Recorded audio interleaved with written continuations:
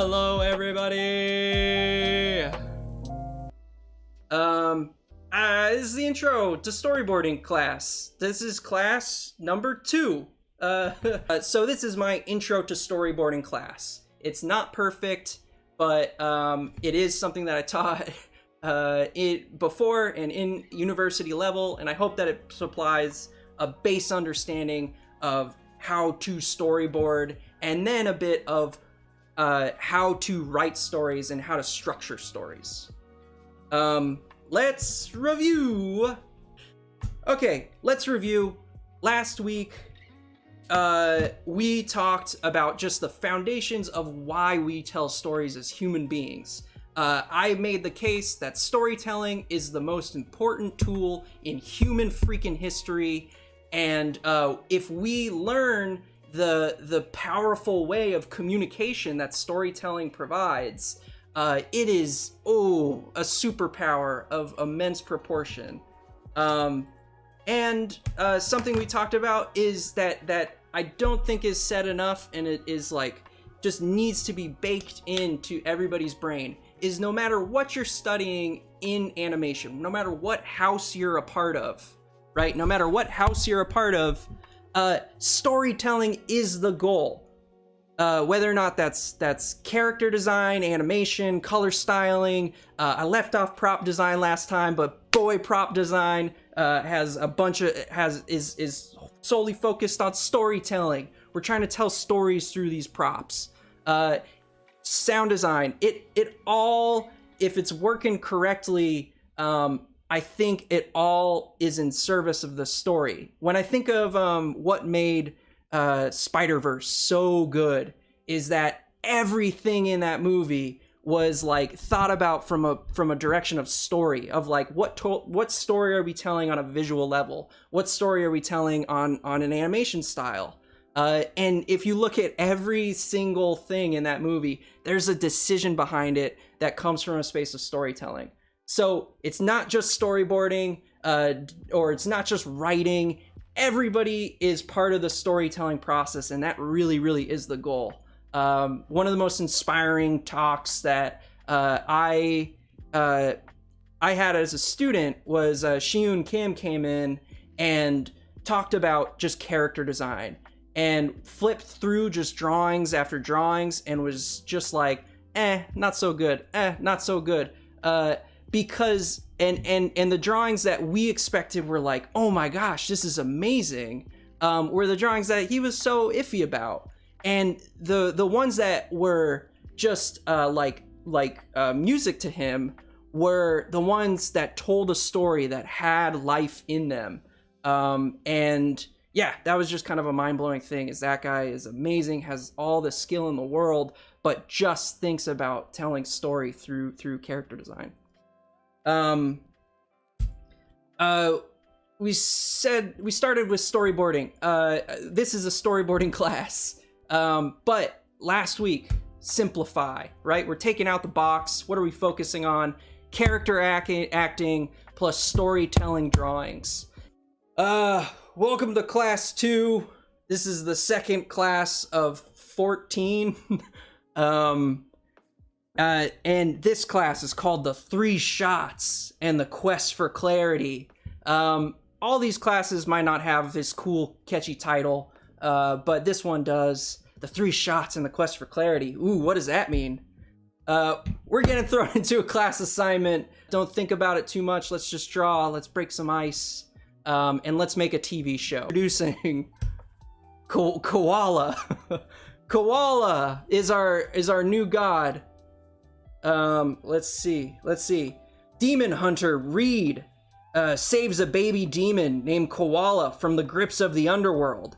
Unable to vanquish such an adorable creature. That's Koala. Unable to vanquish such an adorable creature, she must protect the baby demon from dark forces and raise Koala right? Koala doesn't know anything about the world. It's just a little cute kid baby demon. But we gotta raise Koala right.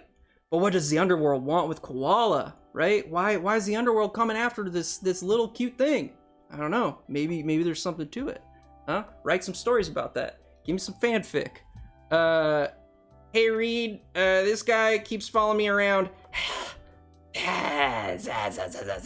This is Reed, and she is a demon hunter slayer, but you know, is maybe taking a turn thanks to Koala. And now I think that this show is a pretty cool, like, I've got to raise a kid now. Let's come up with some episodes. That's this in-class assignment. So episode descriptions are basically a sentence summary of different episode ideas. You know, you've probably seen them on Wikipedia, just going through where it's like, hey, you got to write a one sentence episode description.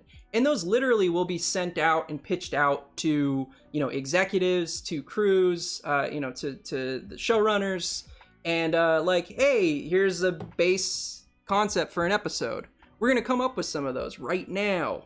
Let's look at, this is the Wikipedia page for season 1 of Gumball, of The Amazing World of Gumball, which is a fun, amazing show.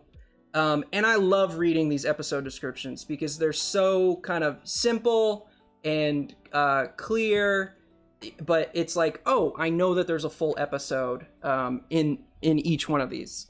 So let's read some. When buying a last-minute gift for their mom, Gumball and Darwin become unwitting accomplices in a stick-up at a gas station. Simple. Like, they are now criminals. They were just trying to buy a gift from their mom. They're now criminals. That is a great episode. Oh, I like this. The end. Gumball and Darwin think the world ends in 24 hours. That's it. I want to watch the heck out of that episode. These are simple, clear episode descriptions. Oh, a kiss from Granny Jojo traumatizes Gumball. There you go.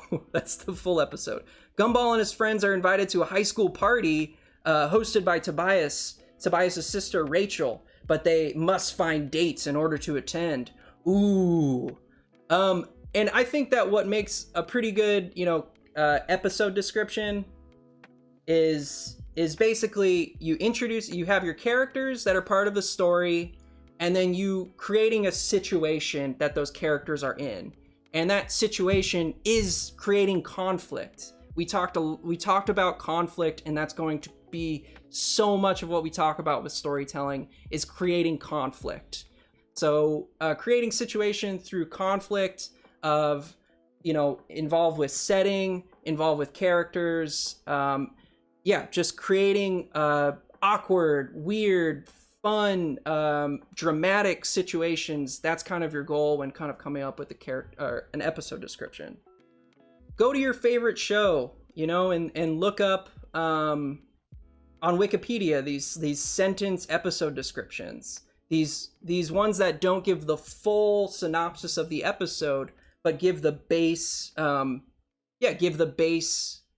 setup of what this episode is. First step, write out your episode description. So we're coming up with episodes for Koala, our new show Koala, that we're pitching out. You're in the writer's room. We're all in the writer's room together.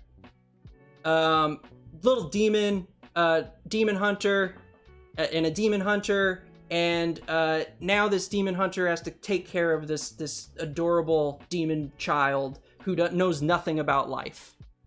Let's take like 15 minutes, 10 minutes to write out some ideas. And let me say that the next part of that is to do a drawing, right? Is to do a drawing of that episode, to do one single drawing.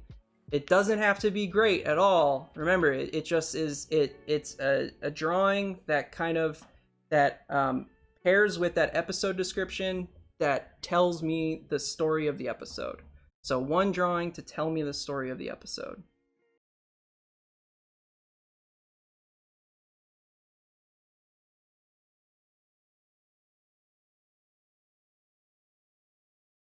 Reed and Koala accidentally switch bodies after Koala picks up and uses a mysterious relic. Yes. See, yeah, I think that there's fun, magical stuff that happens, a bunch of, like, kind of demonic, kind of spell book, slash things that it's like, anything's on the table in terms of, and again, like, in terms of them switching bodies, that's, like, a great, just kind of character-filled relationship episode where, they have to work out things for their relationship. Koala gets lost in a mall. Reed teaches Koala how to share. After slipping out from under Reed's watch, Koala wreaks havoc in the local birthday party zone. Yes. Slipping out, having fun with some kids, maybe biting a couple kids, who knows. Reed is forced to hunt down Koala in a toy store after Koala refuses to leave without a toy. Relationships. That is a classic,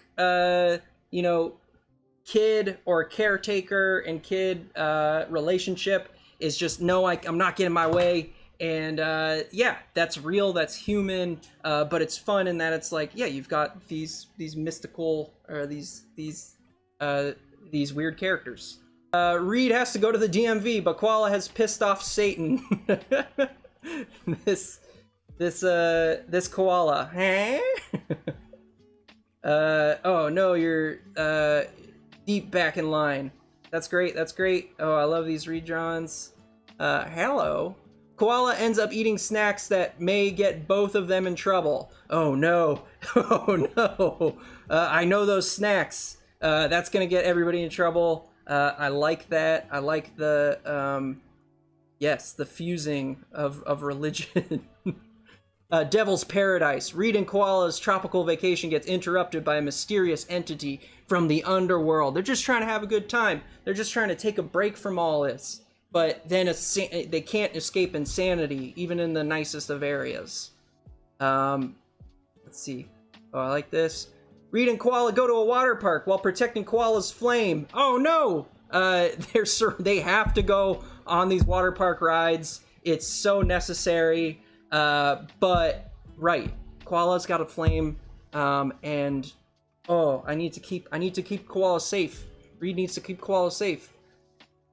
When entering a sandcastle competition, Koala accidentally unleashes a sand monster. Hooray! Pentagrams.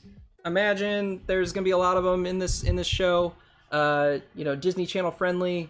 If Owl House is doing it, they opened up the door. I can't go. It speaks for itself. This is a perfect episode. Reed needs to potty train Koala after finding out demons only go once a month, but potty training seems so more difficult than she finds out when they can only use the potty after certain requirements are met. I love that time sensitive, like, oh, it's different from normal humans. Once a month, what comes out? Got so many questions. I'm headed over to the white server. Koala and Reed go out on a walk or something, and throughout the episode, the evil people keep on trying to kill them, but they foil a lot because they suck. Boom! Just screw them. Koala gets the demon flu. Boy, topical, timely. Let's see, Reed wants to attend a thrash metal concert, but has to tow Koala along since no one can watch him while she's out. We have dogs, we know how that goes, and it's difficult, and sometimes we try to bring our dogs places, and it always turns out as a nightmare, and I would love to see this episode.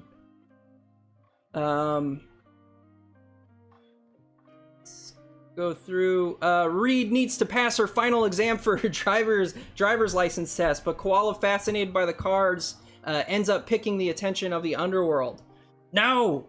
I like that. I love that. Just this combination. I love shows that do combine like the mundanity of life with just the insanity of right, just of the situation and characters that they have. Yes. I like this koala. Koala is given a video game console to kill the time with. However, he is unaware that the more excited he gets, the more real and dangerous the games turn. That's the thing, is we don't know the extent of what koala can do. All of this stuff, right, is kind of on the table, and that's the fun of us. These are the first, episodes that we're coming up with, and right, we don't necessarily know what's on the table for Koala and Reed. We don't know all the backstory, so throwing stuff out and eventually together we might come up with, hey, we need a little bit less mystical things. We want a bit more relationship drama. We want a bit more parental guidance. Or we might want more mystical things and insanity. Awesome. The quest for the cookie. Koala finds a mystical cookie in the grocery store while Reed is trying to shop for a special family dinner. What's that special family dinner that they're trying to cook for Koala? And what makes that cookie so good? Awesome. Whoa. Okay, I'm gonna show mine. Koala has his first birthday, but everyone's just scared to attend. And yeah, Reed puts on a really nice birthday party. I'm sorry nobody came. It's okay. You're here. Sad. Nice, fun. Koala gets to find out what a birthday is, and what being born is, maybe, and the excitement of all the weird things that go along with a birthday. And then nobody comes, and just the sadness of not having any friends because they're scared. Holy cow! We just came up with a ton of episodes collectively. This is now a shared property of Open Animation. It's an open source. Everybody can go pitch it. If this show gets made, we all get royalties. I don't know. Eventually, I do hope that one of these does get collectively made, and then it's just like created by 1,000 people. And that's a weird animation goal. You had the characters in the episode, the characters matching with a situation that hopefully creates conflict and hopefully creates an interesting situation. I think that does make a really good, strong episode description, and I think there are some really, really good ones in there. Congratulations. Congrats, everybody. Koala got the green light from hot new media startup streaming service Arby's Plus.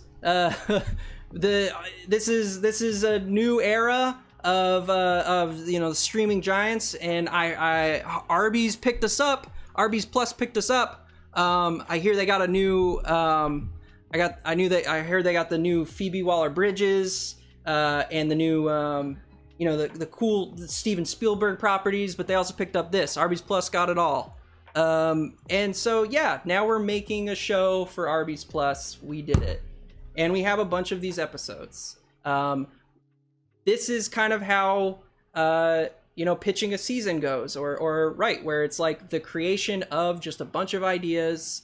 Some get the story wheels turning, and some are just like, hey, get these bits get used for later and into new stories, and a lot of these are just going to get the axe, and we are not precious with our babies.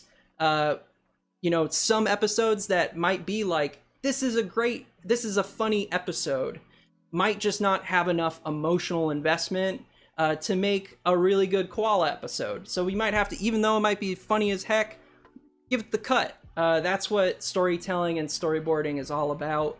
And this is kind of the first process, is we have all of these stories that are now out there, and we're gonna delete them all to get to the best 12 episodes for Arby's Plus.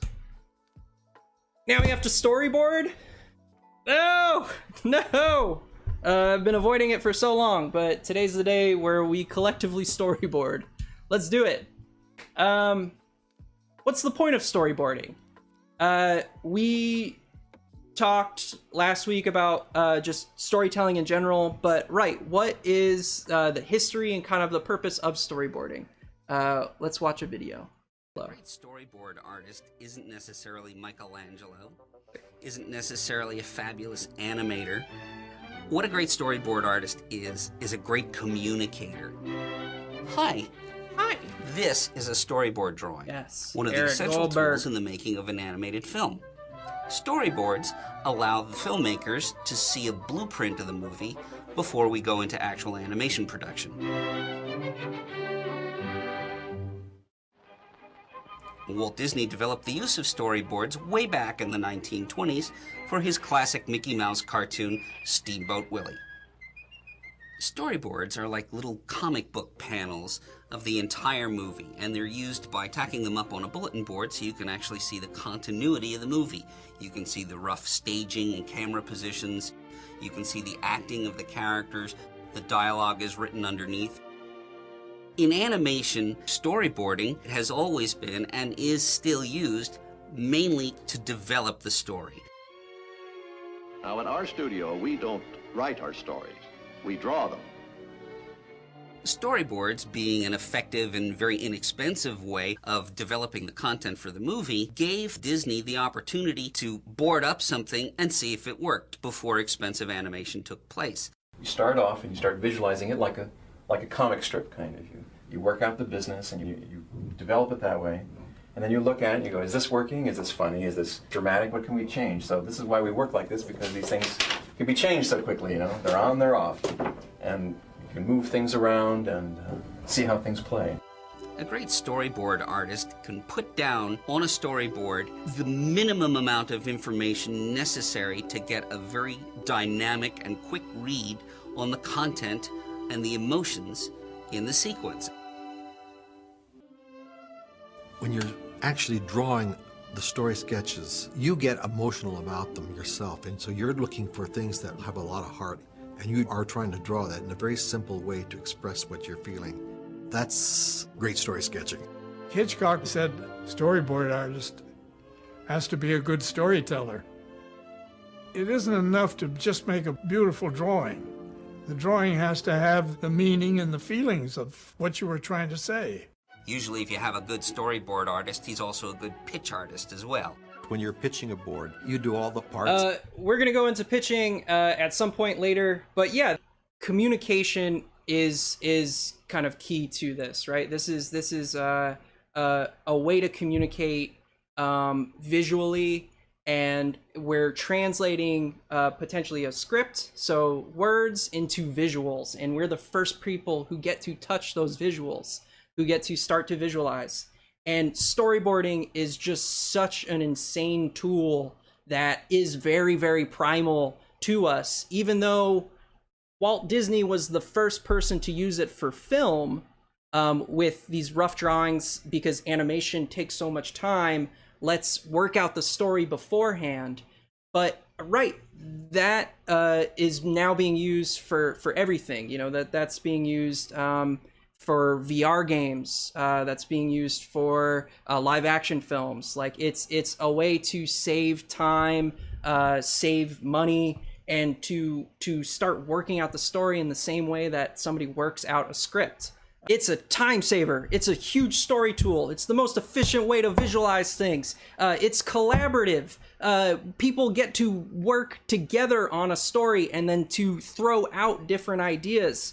It's such an amazing problem solver. It's about throwing things away and putting up new ideas to try to solve problems, story problems. It's a character builder. It's a great way to just flex your character, to see if your character can entertain and who is this person, throwing them into situations.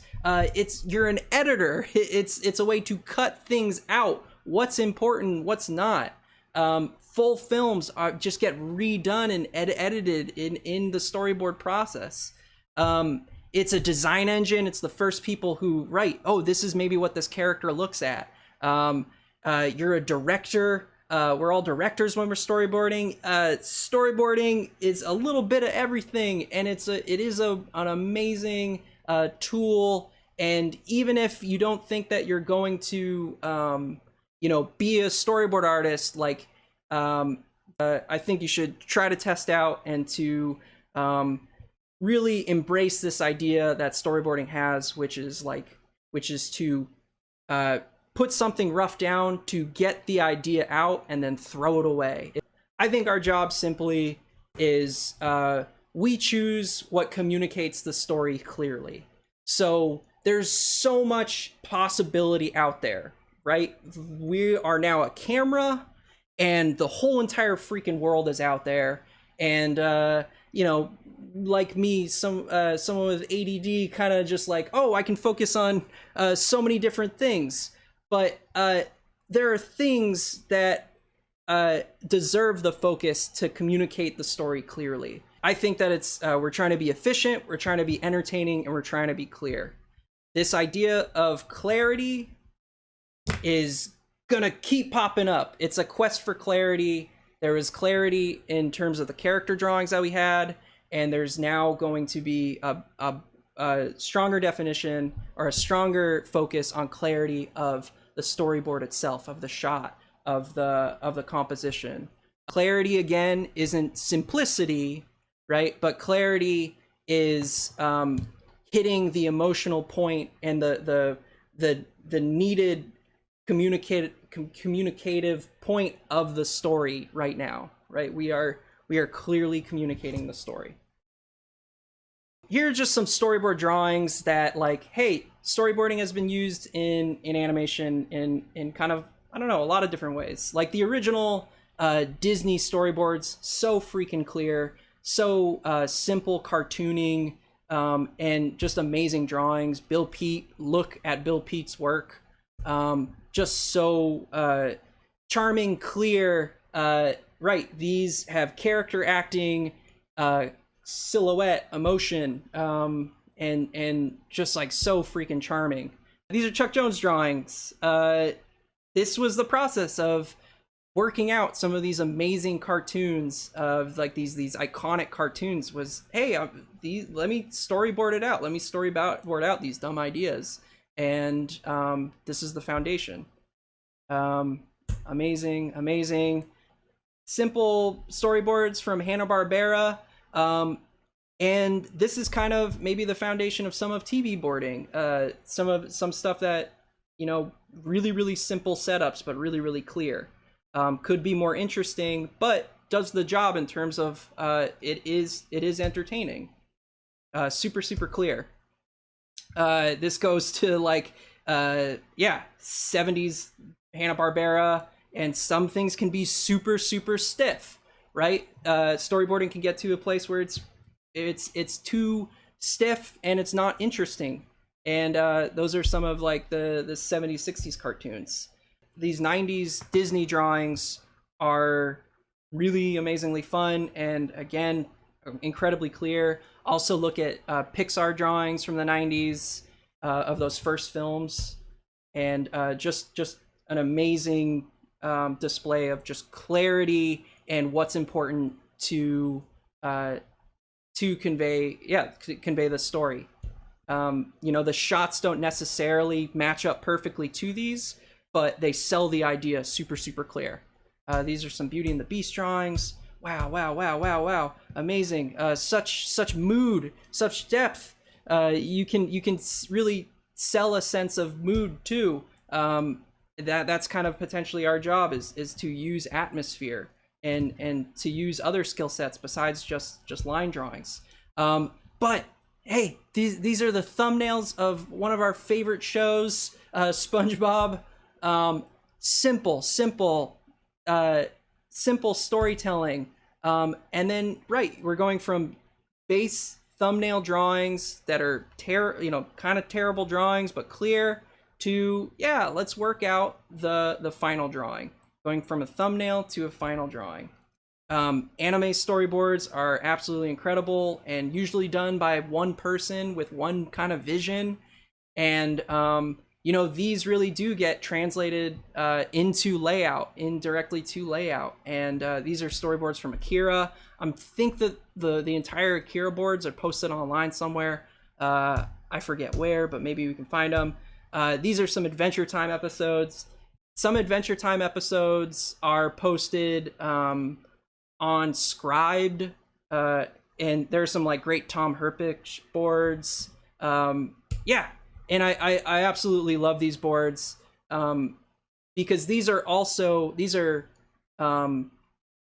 is somebody who's writing the jokes, writing the dialogue as well as drawing, and there is this kind of beautiful melding that sometimes gets to happen with storyboarding, where you're literally writing the dialogue as you're drawing. Very much like comics, and that's why so many great comics artists make great transitions to storyboard artists too. Super charming, super clear. Yeah, find some of those Adventure Time boards because they're amazing. I'll try to post some links. Our job, again, go back. We choose what communicates the story clearly. So our job is to now focus in on the things, the emotions, and the information that is necessary to move the story along. That's our job as a storyboard artist. And we're going to come back to that idea, but before we head into this more technical foundation of what the heck a storyboard is, I just want to make that clear. Is right, where our job is to communicate clearly, and we get to choose what we're focusing on, and what the audience ultimately is focusing on that progresses the story. So here's just some really quick storyboard technical talk. This is stuff that maybe some of you already know, and I'm just going to go through it pretty quick. There are different aspect ratios that have kind of evolved throughout time. Originally, old TVs, if you're old enough, there was this dimension of a 4:3 dimension, kind of, and that's 4 parts wide, 3 parts high, and it it was kind of just a square. Right, and that was kind of the foundations of TV boarding. If you look back at these Hanna-Barbera cartoons, you can see that this is a more square 4:3 dimension. So that aspect ratio isn't seen that much anymore. I think it's something that, right, it's old TV, new TV, HD. The aspect ratio is 16:9. So 16 wide, 9 high. And that's probably most of what we're seeing on television is filmed in that aspect ratio, or specifically with storyboarding for TV. That's what we're boarding in, is 16:9. So that's what this blank panel is 16:9. 16 wide, 9 high. 16, 9. That's a 9. And then finally we have widescreen or CinemaScope, and that is 20 wide, 21 by 9, and that is a film ratio that's been around for a long time, and that's mainly what film is primarily shot in. That's the aspect ratio where you might see these black bars to create that ratio.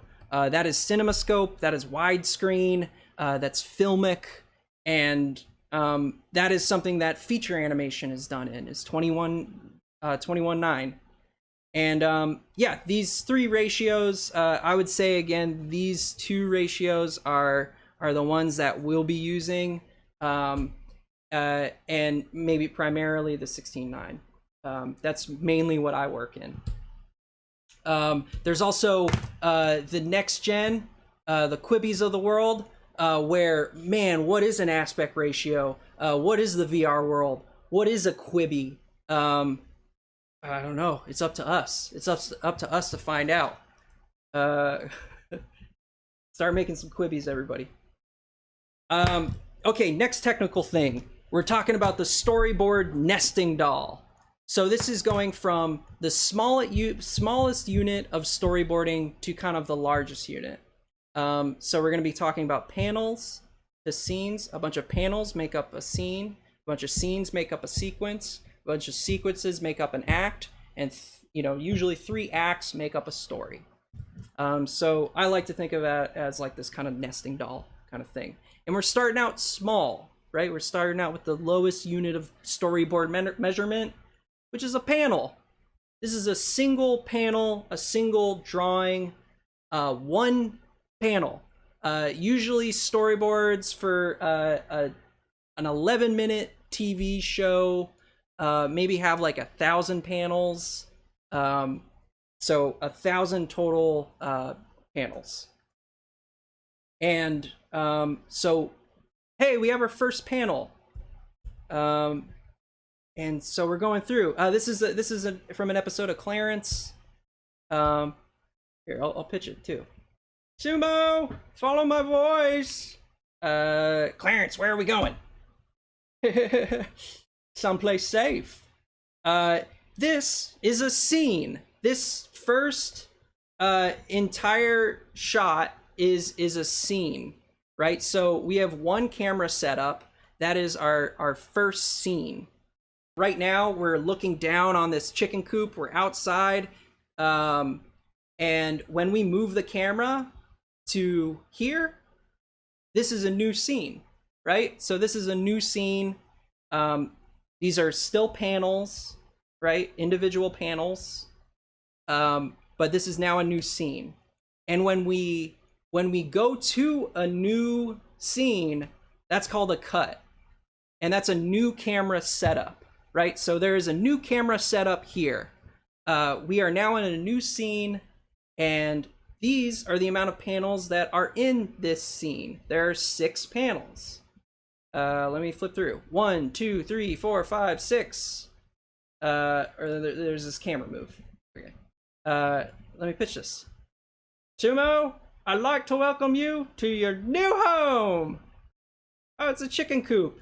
We're now in a new scene. So this is the 3rd scene. And another way to think about it too, and another term that is kind of confusing, is like, we're now going to a new shot, which is a new camera setup.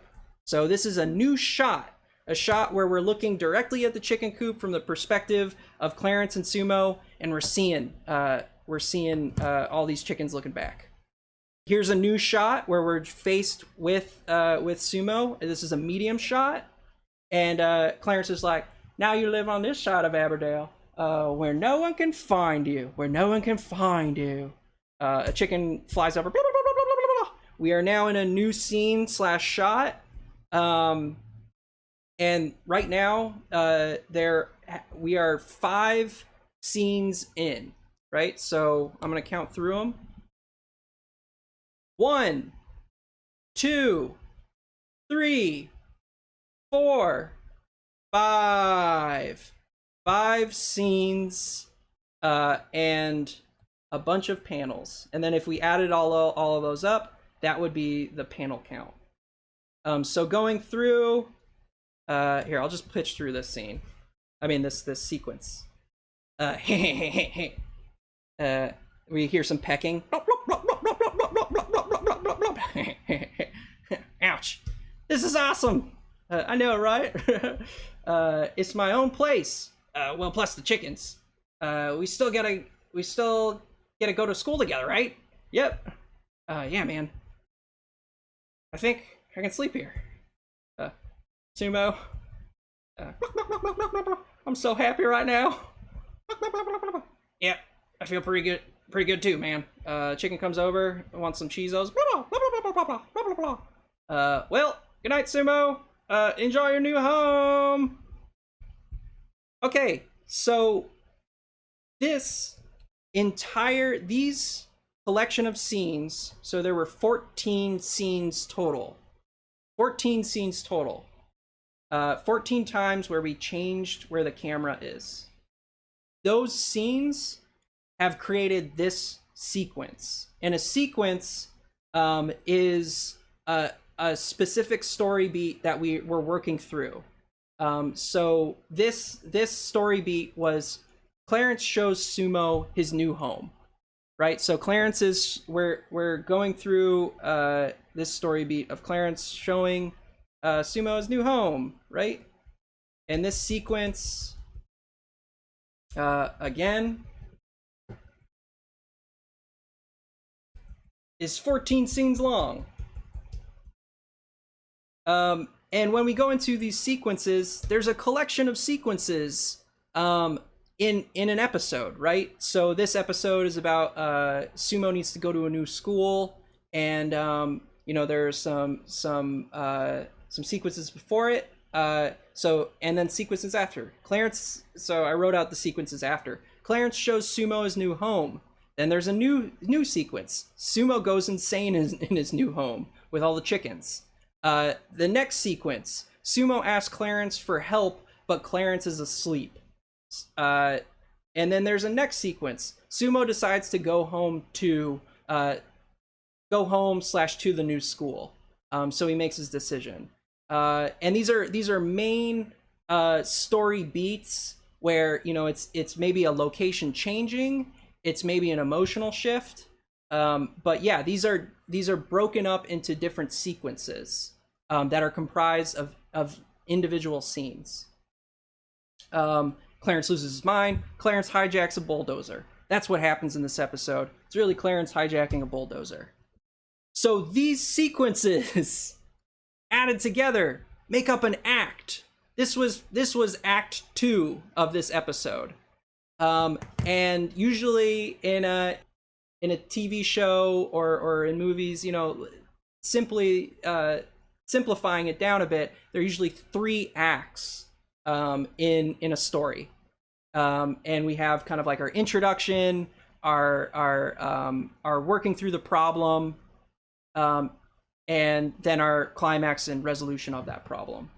We're going to go more into, you know, things about story structure at a later point, but this is again just kind of like a technical term thing. Some of you might 100% already know it, but I think it is something that needs to be talked about. So we have our panels. These are the individual drawings.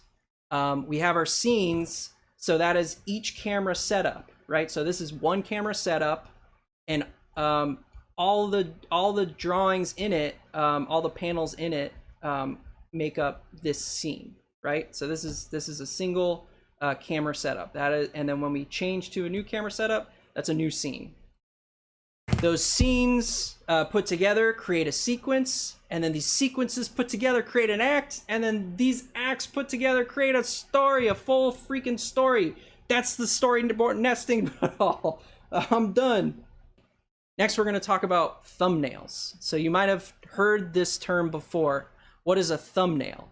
And if you get a script, or if you're writing this thing yourself, thumbnails are basically really tiny rough drawings that simply tell the story in the most conservative way as possible. These are not good drawings, but hopefully with your thumbnails, they're clear. They can still tell a story. So here's an example of a thumbnail. This is a thumbnail from that Clarence episode. And then here is the final drawing. So going from thumbnail, I pitched this. It's still readable from a distance.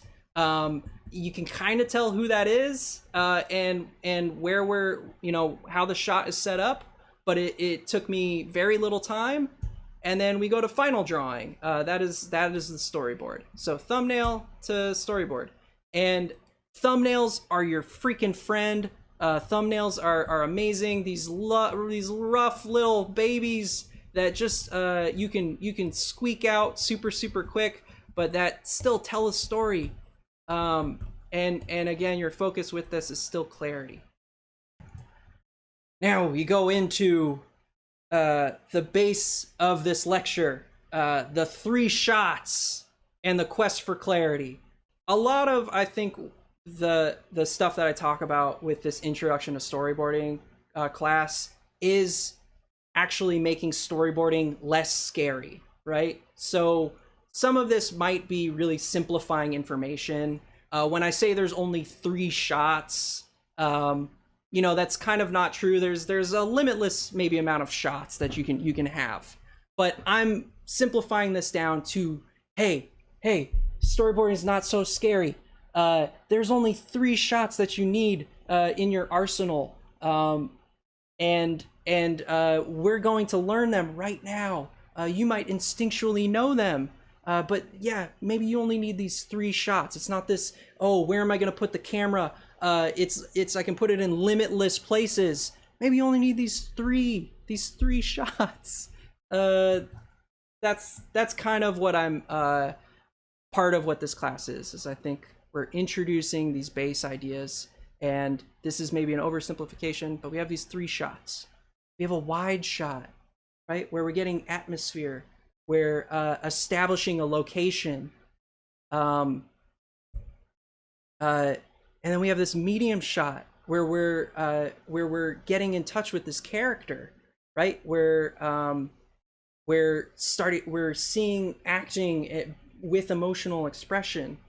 We have these close-ups where, oh boy, I am in that character's space. I am with that character, and emotionally, what's going on with their face? What are they saying? I am focused on it. Wide, medium, close. These have a feeling to them, each one of them. And I think if you break down all of the shots in cinema, they can be kind of said, they can be put in these categories of wide, medium, and close. That's all we need. That's it, everybody. Class over. Wide, medium, close. No, we're gonna storyboard. I'm gonna live storyboard something. We're gonna storyboard a script. I kind of just wrote this. Exterior Reed's house. This is from Koala. This is maybe an episode intro. Exterior Reed's house. Day. Screams and chaos are coming from inside. Reed off screen. Ah! Interior Reed's bedroom. Day. A massive horned demon is yelling at Reed and making gestures. Reed's like, "Ma'am, I don't understand you." The horned demon thrashes and starts breaking all of Reed's stuff. Reed says, "What is she saying?" Koala is over in the kitchen corner, just making pancakes at the stove. I don't know, but she sounds mad. The horned demon, the demon throws Reed's bed at the wall. Koala ducks. Koala pops up. Who wants pancakes? Simple. First thing we're going to talk about is shot progression, right?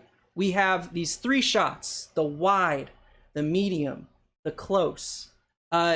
If we were to just go randomly from all of these, or stay in a single shot, it's either super boring or super chaotic. This would be an example. Is like, we start with a close shot, and then we go wide, and then we go close, and then we cut to another close-up shot, and then we go medium, and then we go medium, and then we go medium, and then we go medium, and then we go medium, and then we go medium.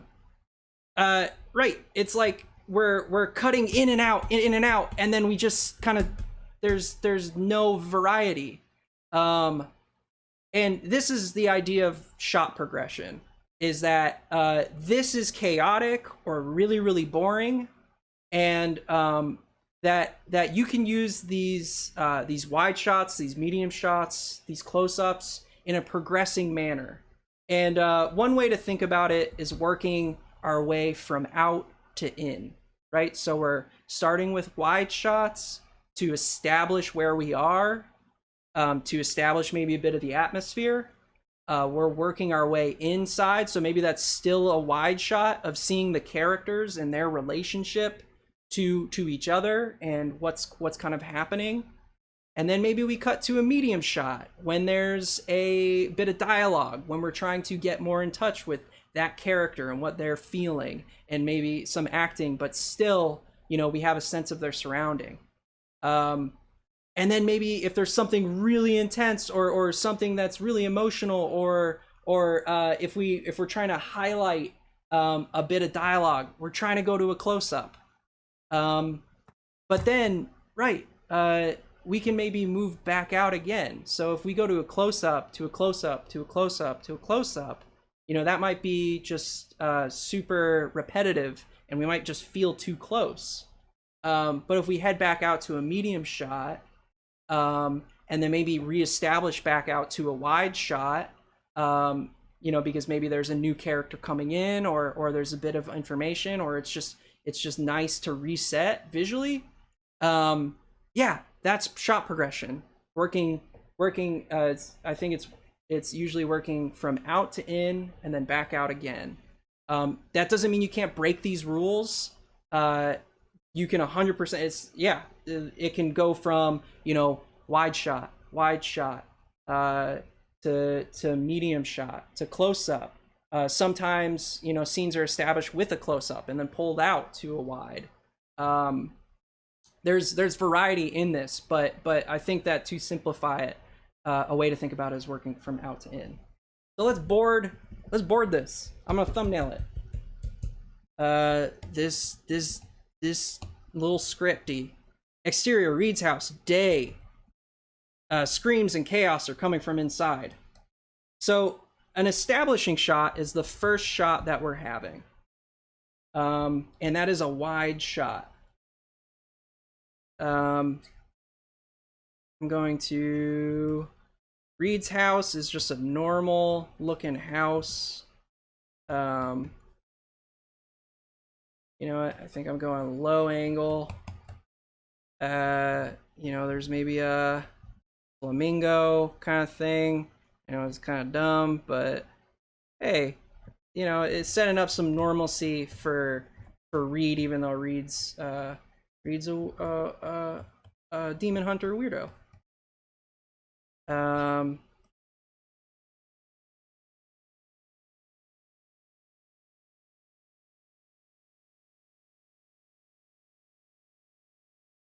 This nice suburban house.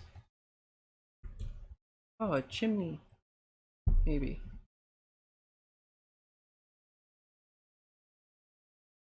Okay, so we're exterior. We're outside of Reed's home. Oh, I want to put Reed's room. Her room is maybe up in this kind of attic area. I like that idea. Where it's just like maybe it gets grizzled up here.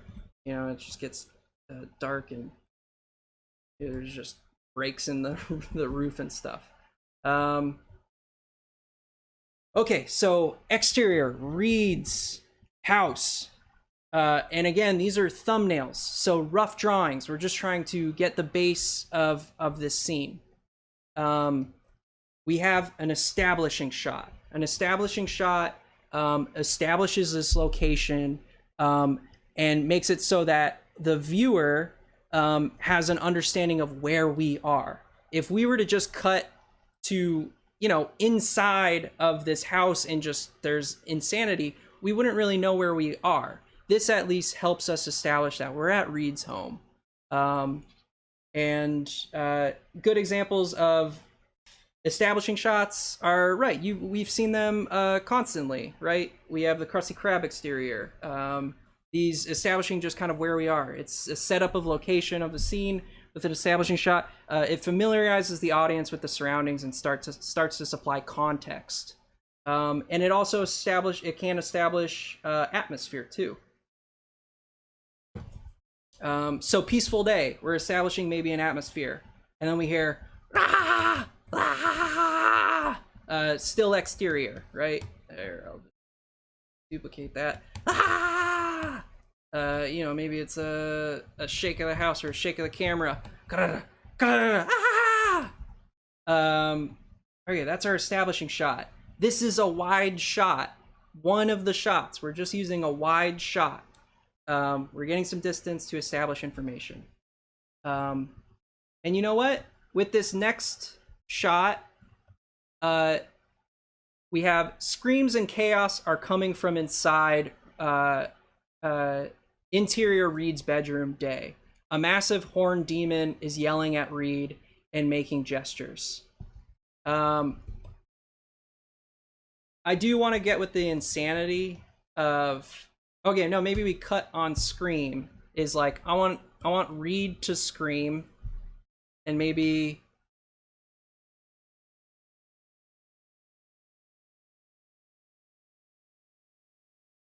we have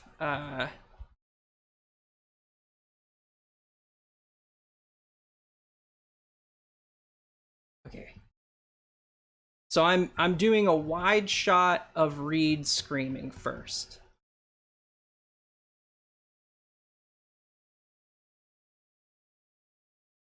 And it's a wide shot because we can see all of Reed's body, and we're establishing that we're inside.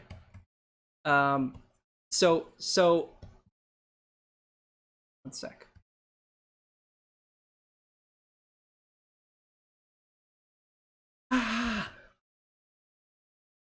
Okay, and we're gonna set up that this is Reed's room.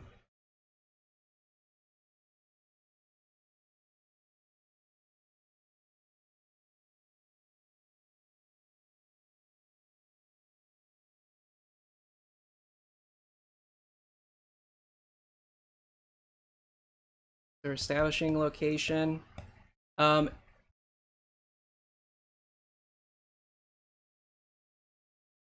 And I'm establishing something in the foreground, right? Reed is yelling at something. Is terrified. Ah! So we're going from a establishing wide shot to a wide shot, which a wide shot makes it so that, right, we can still have full character acting, full character mobility. It shows the entirety of Reed, our character, and it also supplies information as to where we are. So we are inside, and we're inside Reed's room.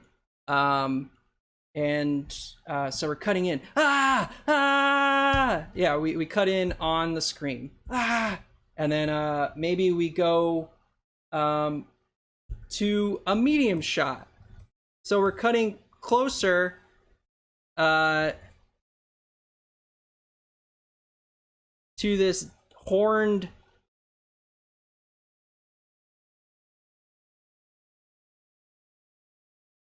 demon.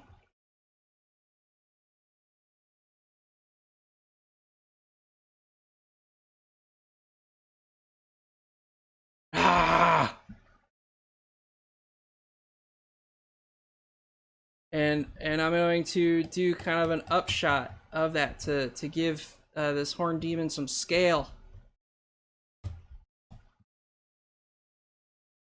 And put Reed in the foreground. Again, these are thumbnails, right? Just the base understanding of this drawing. It's readable, right? Even from a distance, I can still feel the feelings of ah. So we're going from a wide shot, exterior, establishing shot, interior, wide shot, where we can see the full body of Reed. Then we're going to a medium shot. And a medium shot, you can see that this is a medium shot because we're not showing the entirety of this character. We're cutting him off at maybe the midway point. And so that means we're cutting in, right? We're moving the camera in. That's a medium shot. And medium shots are great at, you know, having us focus more on the character acting of this person. I want to cut in a bit more into a medium shot because I think the scream is funny. I want that scream to hit. right? So this shot progression going from a wide scream to a medium scream, that starts creating a sense of dynamics and shot progression. And I think it's more engaging using a medium shot here. And then, you know what? Screw it. I'm going to go...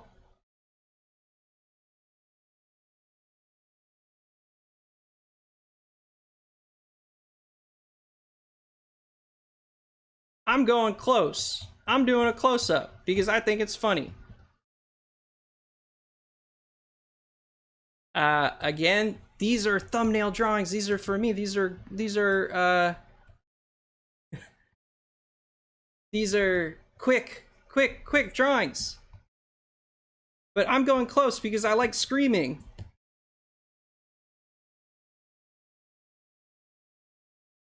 Okay, so wide. Medium. Ah! Ah! And we cut back to Reed, and she's screaming even more. Ah! And next we need Reed to say, "Ma'am, I don't understand you." And yeah, I think that since we're in this close-up, because I think it's funny, we do want to reestablish. So that's maybe where shot progression-wise we might work out. I maybe want to establish the where both of these characters are in relation to each other. So I'm actually going to do a wide shot now.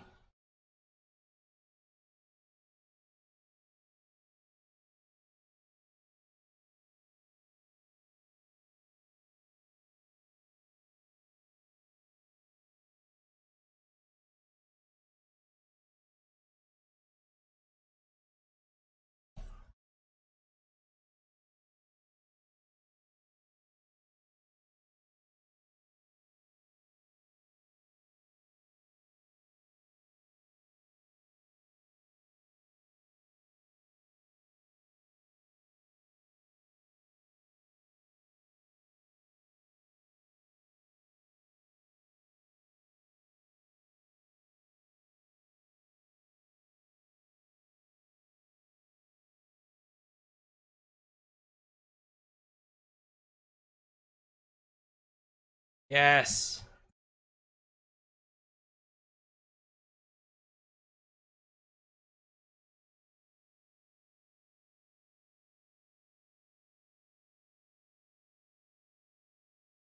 This is...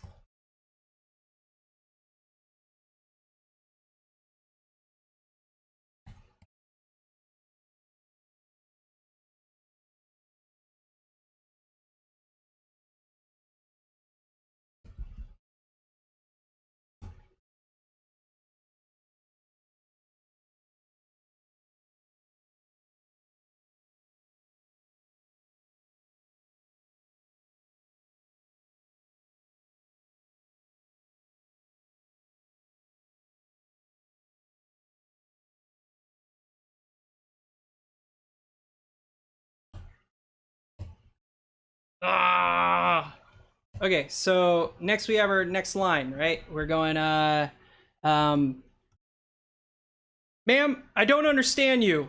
The horn demon trashes and starts breaking stuff. Ma'am, I don't understand you. You know, maybe reaches off screen or something.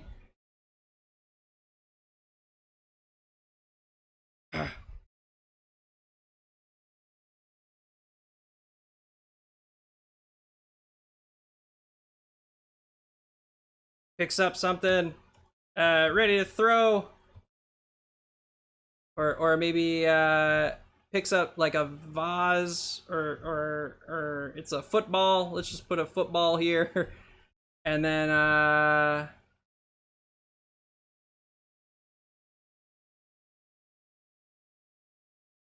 yes.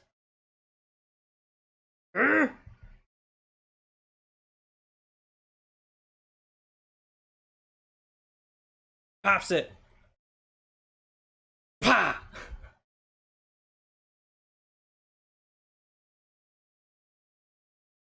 I'm going through. I'm going through quick this scene. Okay. Ah!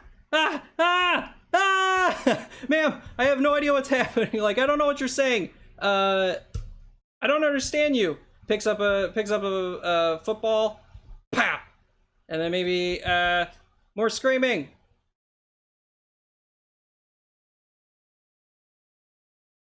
Ah! Ah! Ah! Okay, and then I think that since we're wide right now, I'm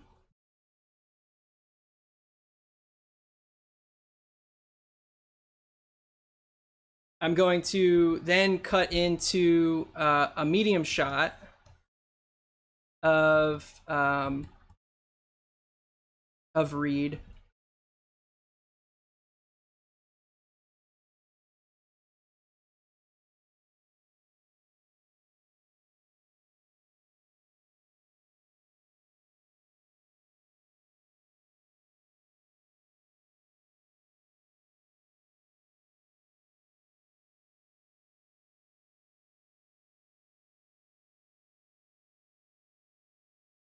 Medium shot.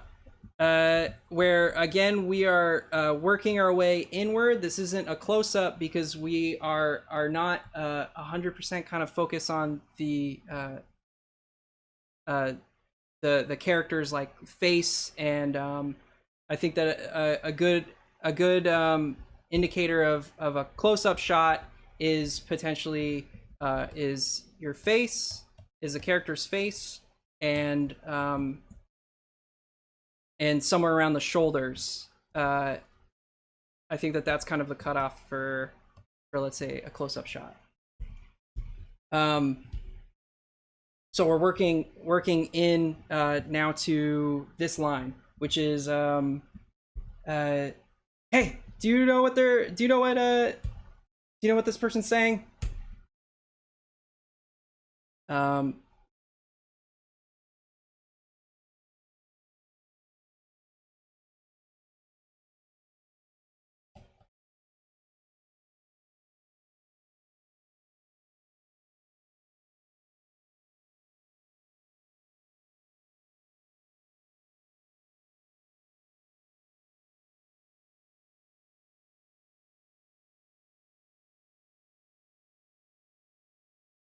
Hey. So Reed is calling out to the other side of the room. Hey, do you know what she's saying? And we're going to cut to a new side of the room.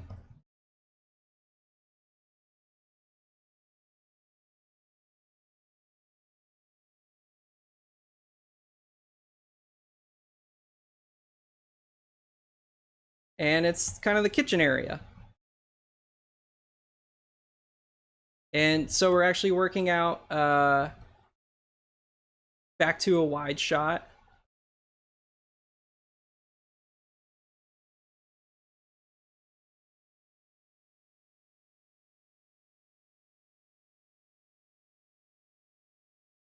To establish kind of just where we are in the scene. Hey, do you know what she's saying? And we're looking over, and you know what? Let's cut into a pretty close shot. Because I think it's funny to see Koala turn around and reveal that he's just cooking pancakes.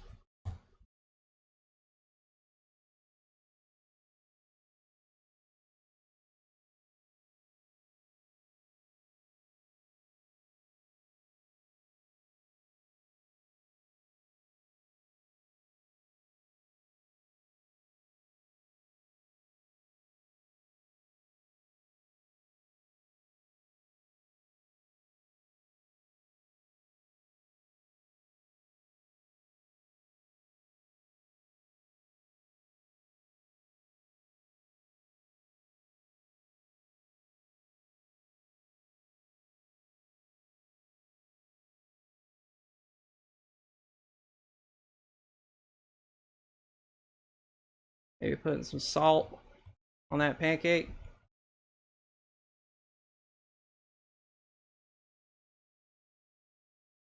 Turns around. I guess this is more of a medium shot, so we're working in medium shot.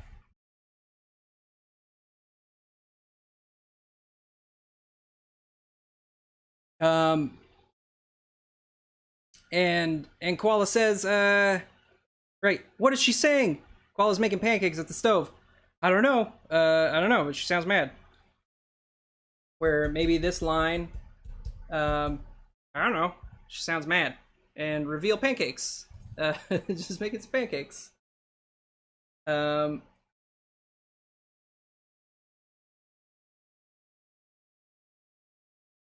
you know what? I want to put an insert shot, which is a close-up shot of information. I want to put it on these pancakes because I think that, you know, maybe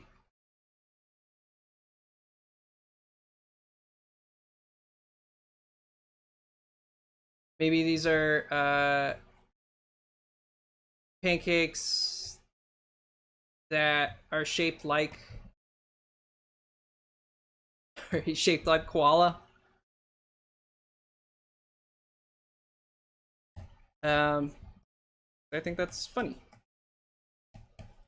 So this is an insert shot where we're getting a tight shot of information. This may be for a joke. This may be for necessary information. This is, you know, it's usually for necessary information, like something on a newspaper.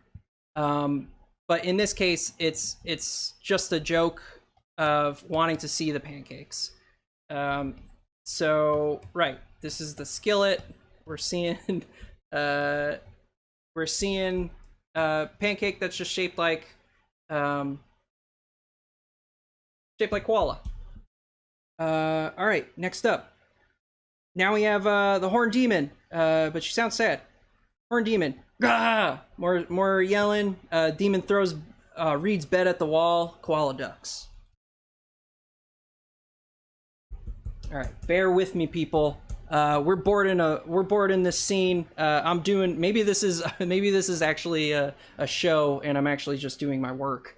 I wish that was the case, but no, this is made up. But maybe eventually we'll be on. Maybe we'll be on Arby's Plus. Okay, so I'm going to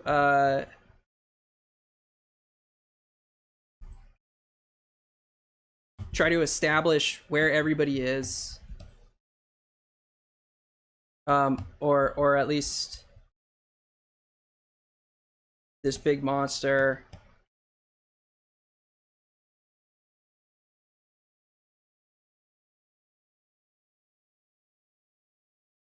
Or you know what? I think I'm just going to shake, shake, shake, and then we go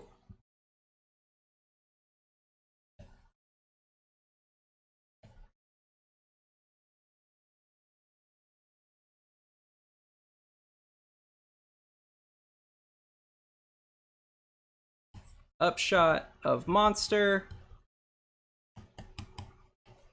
holding Reed's bed.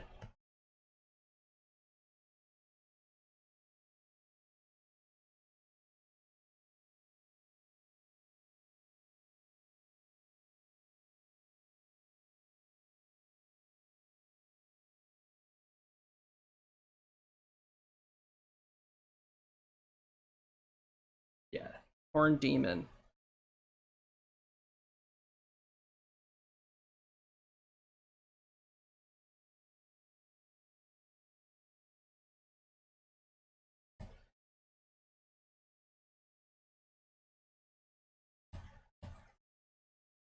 Phew. Throwing the bed. Phew. And we're gonna cut to a medium shot of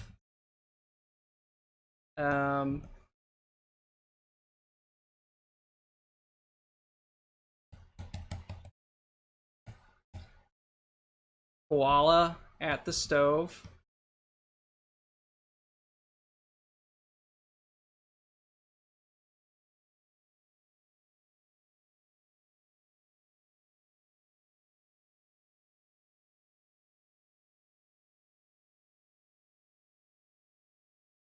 With his pancakes.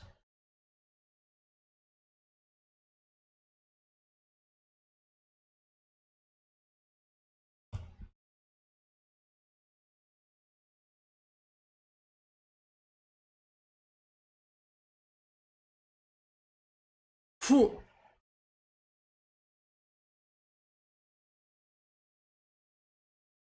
You know what? Yeah. Let's cut in. Or no.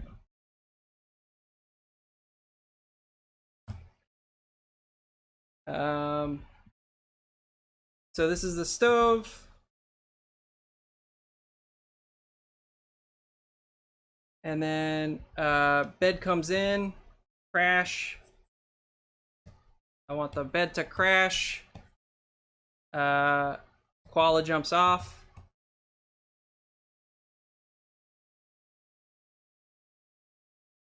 Whew. Jumps down. Ah! Bed falls to pieces. Bed falls to the ground. Where's Koala? Koala picks up his head with the pancakes. He's like, y'all want some pancakes?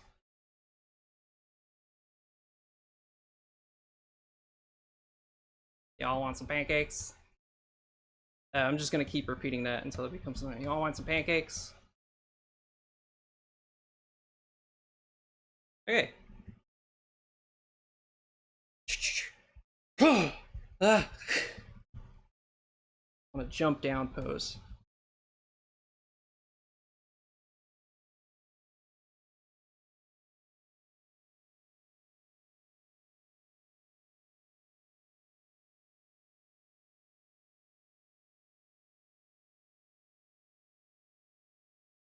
Ah!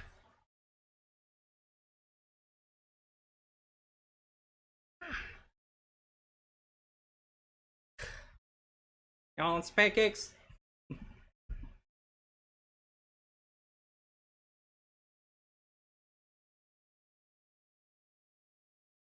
Okay. Sorry. It feels like I'm just talking to myself. I'm so sorry. This is the weirdness of just like, hey, you're storyboarding. I'm kind of doing a job. I don't realize that I'm like live streaming in front of a bunch of people.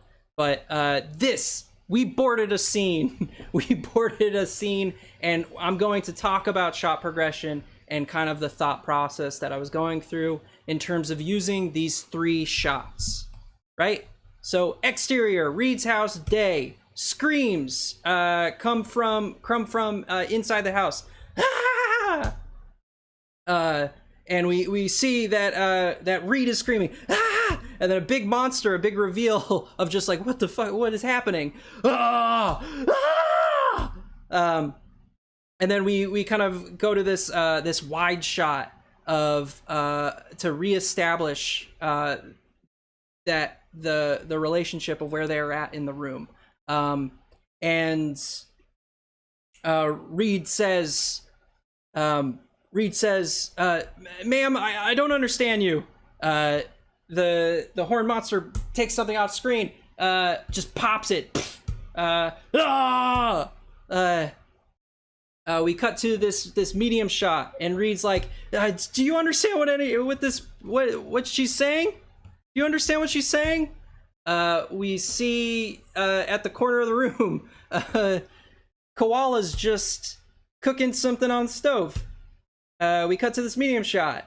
We see turn around pancakes. No, but she sounds mad. We insert the shot of what she's cooking. It's pancake of koala, adorable pancake koala. You know what? I'm gonna move this. I'm gonna move this insert shot. I'm moving it at the end because I think that'd be funny. That'd be a funny ending. Okay. Nope. But she sounds mad, and then more mad. Ah! Throws the bed. Bed breaks. Y'all want some pancakes? And then we see the pancake. We see the adorable pancake that we're cooking. Y'all want some pancakes? This is a close-up, an insert shot, and blah. Okay, that's the scene. It's not perfect, but I think it's funny.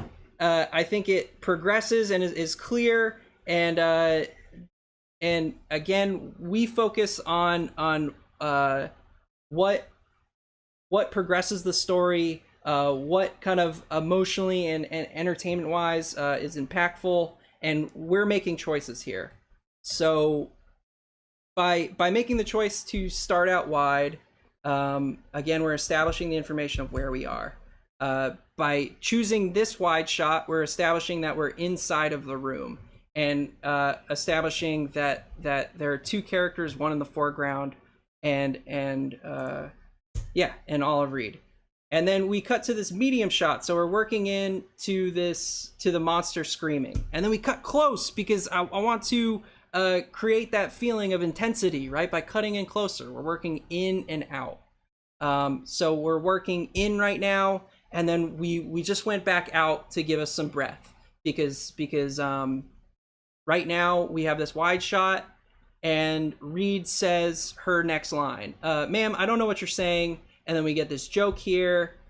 We get all the character acting because we're in a wide shot. And boom, pop the football, and then scream at Reed. Put that scream closer, like scream right in Reed's ear. Ah! Ah! A bunch of spit and stuff goes. And then wipes off her face. We cut in. So we're going from wide, we're moving back in because we're trying to, we're focusing in on Reed's emotions here, and we want a bit of character acting. So we have this turn, and it's like, do you understand what she's saying? We go wide because we need to establish new information, and we're establishing the other side of the room where there's where Koala is cooking. We start working in again to Koala into this medium shot, and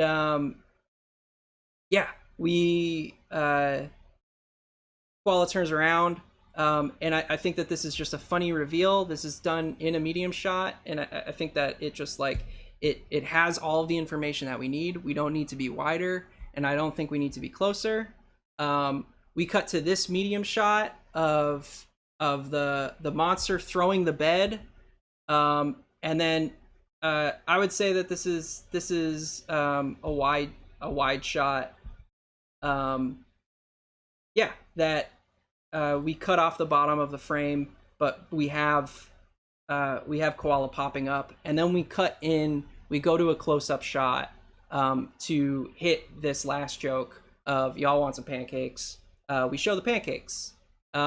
So there is this natural shot progression of moving in and out, and sometimes we stay on some medium shots and wait for a close-up to hit. But yeah, we have just these 3 shots that we need in our arsenal, and along with that idea of shot variety and working kind of in and out. Movements should be gradual. Avoid big in and outs, right? So that idea of we're going close to wide to close to wide. You know, these intense cameras going in and out, in and out. In terms of this process of me going through that script. I was choosing what communicates the story clearly. I think that what I wanted to communicate was the insanity of this situation, of us getting thrown into a what the heck is happening. And also I wanted to communicate this these kind of character points of why we like these characters, of like one's taking this insane, you know, one's freaked out about the situation, but then one is you know, this is normal life. Koala doesn't know any better. And there's a comedy, there's a sense of comedy. I did want to focus on comedy in this sequence. So going back through establishing shots, though that is a wide shot that establishes a location, sets scale of the scene, and builds atmosphere. Establishing shot. Next up, we have our wide shot that establishes characters' location in the environment and helps to show full body acting and poses. So you want to use these wide shots when you want to see the full acting of a character and when you're trying to establish new bits of information. Oh, the first appearance of Goose. And then we have our medium shots. Those are used for character performance, starting to focus on the character of the scene, right? So we're less focusing on the setting, which was more so done in the wide shots, and we're starting to focus in on the characters, right? This is a good balance of setting and character, is that we can still have that character interact with the setting around them. This is mainly, I think, where I stay is kind of in these medium shots, and then working, you know, in and out. But you need variety. If you just stayed in medium shots, it would be boring. And then close-ups, right? Close-ups. Audience is focusing solely on the character at this point. We're trying to punctuate emotion. We're focusing on dialogue. So, you know, the only close-ups that we had in this shot, and, you know, there wasn't too much emotion besides screaming, was this close-up, because I think it, you know, we're going from wide to medium to close, and the intensity of the screaming I think is fun. And then we also had this this close-up of the pancakes. The pancakes, because it highlights a bit of information, and so we're focusing on this joke of the pancake.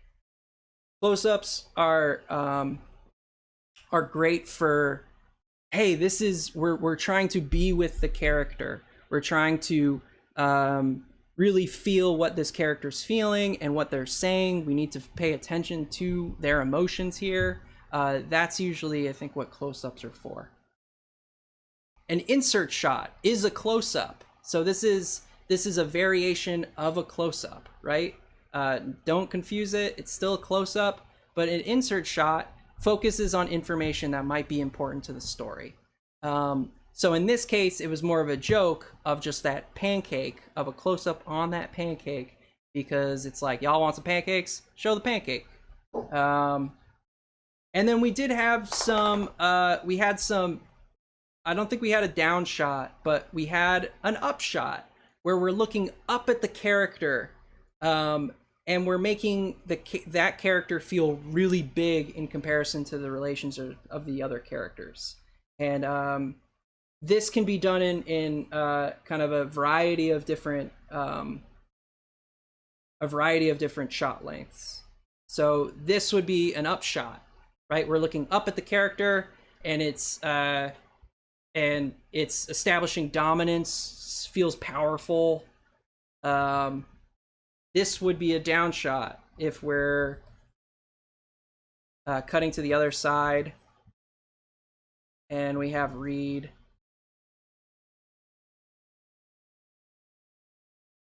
Small.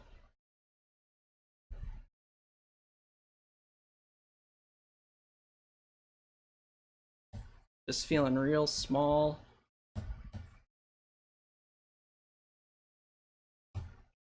Down shots. Ah! Down shot. Now Reed feels super, super small, super insignificant. and vulnerable in this situation. That can be used that can be used kind of with various ways, but right, like really all of these things are basically just wide shots, medium shots, and close-ups. Don't be scared, right? You only need to draw 3 shots, and the idea of working in and out in terms of shot progression. Wide to a medium shot to a close-up, back to a medium shot or out to a wide, and then back to a medium, and then maybe to a close. You can go from a wide to a close-up. You make those decisions, and you make those decisions based on what you feel like, clarity of story-wise and information-wise, entertainment-wise, has kind of the most impact, what kind of is speaking to you. And that's the fun of this. We all get to make choices. And these first 3 building blocks that, again, I'm trying to simplify, is you only have to worry about these 3 shots: wide shot, medium shot, close up. That those all have particular feelings, and those are choices that you're making. If you're just doing things in a wide shot, that's just a play, right? You're just having a play, a stage, and it's not gonna be interesting. But if you're close, if you're cutting from thing to thing, if you're cutting to a medium shot and then going to a close-up shot, that creates interest depending on what we're focusing information on. But just make sure that we're not cutting all over the place, because that can be jarring and that can be confusing, and that isn't clear. Okay, I know that was a lot. Thank you for bearing with me as I was just boarding through this thing. I'm gonna, you know what, like, I'm not gonna pitch through this thing again, but I'm gonna pitch this thing, and I swear it's gonna be funny at some point. Yes, and I'll post it somewhere. And you can see these terrible thumbnails, but you know what? It tells the freaking story. I am a professional, and yet this is it. These are my drawings. In the 30 minutes that it took to do this is a full sequence where we're getting thrown into this situation. And I would argue that I could pitch these things to my storyboard partner, or I could hand these off if I was directing to a storyboard artist, or I could pitch these to the showrunner, and I think it does the job, right? It's not all figured out, right? But it tells the story and establishes the jokes, establishes the rhythm, and that's what's important. So these are thumbnails. They're rough drawings. I hope you bared with me in terms of how terrible these drawings are, but it's also like you know what? Screw it. Like, I think these are great drawings. These give me, even this one gives me a feeling. I think I get a feeling from it. And that's what we're trying to get. It's feelings. Assignment. We're going into our assignment. And this is crazy, is that you're going to be storyboarding. So you now have a frame, but don't be scared of it, because all you need to worry about is you have a wide shot that establishes information, a medium shot that cuts in kind of on the character, and a close-up shot that is really focused in on that character. And there are a bunch of variations on that, but that's a way to simplify things down so that storyboarding isn't super scary. Into the assignment. You're going to write a koala scene, much like this script, and I'll post this script in the assignments resources.